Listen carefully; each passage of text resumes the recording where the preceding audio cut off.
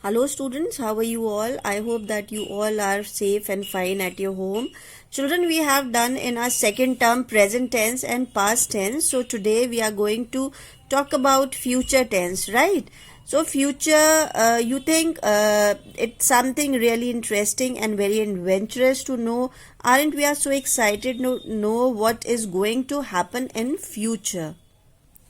Now let's study about future tense. So very easy, and children, any form of tense that tells you about future, very easy to get, right? Nothing complex, nothing tough, right? So let's go ahead and study the definition of future tense.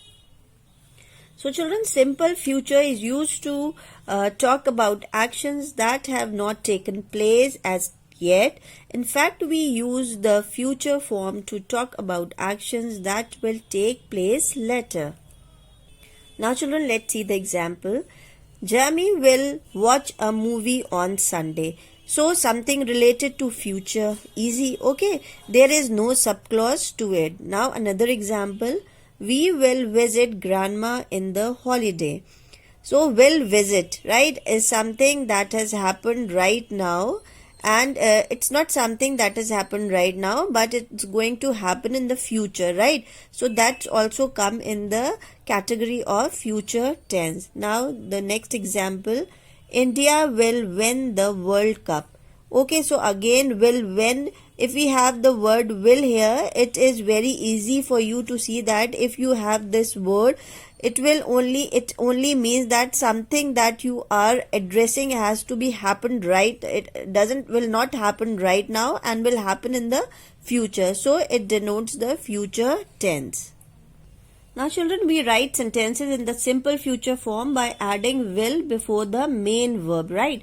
We use will with he, she, it and they, and we also use will with I and you. So the verb used after will is always in its root form. Say for example, will watch. Watch is the root form, okay? Will visit. Visit is again the root form. And will win. Win is again the root form of the verb here, right? So we use will to talk about predictions, right? And when we make quick decisions and offers, and we give promises, we make promises. Now children, we use will to predict an event in the future. Say for example, my uncle will come home tomorrow. So something related to future, and you are just predicting or just thinking that it might happen in future, okay? Now children, here is an exercise which you will do with pencil in neat handwriting. Use will plus a verb from the list below to complete these sentences. One has been done for you. The first one, I want that book. I will read it tonight. So here will is there plus this is the verb. What is the verb here? Read is the verb here. So you have to add will plus a verb in these sentences. Our landlord is selling this house. We will move to the new house next month. It will rain heavily this afternoon. Jane will give a present to Lily next week. She has promised her.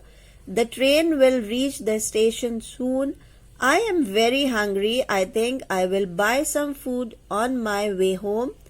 The last one is, I will help you with your project. Okay, do it very carefully children. Now children, that's it with this chapter, and the remaining part of the chapter where we will study how future can also be expressed by using going to, that we will discuss in our next video. Till then, thank you and have a nice day.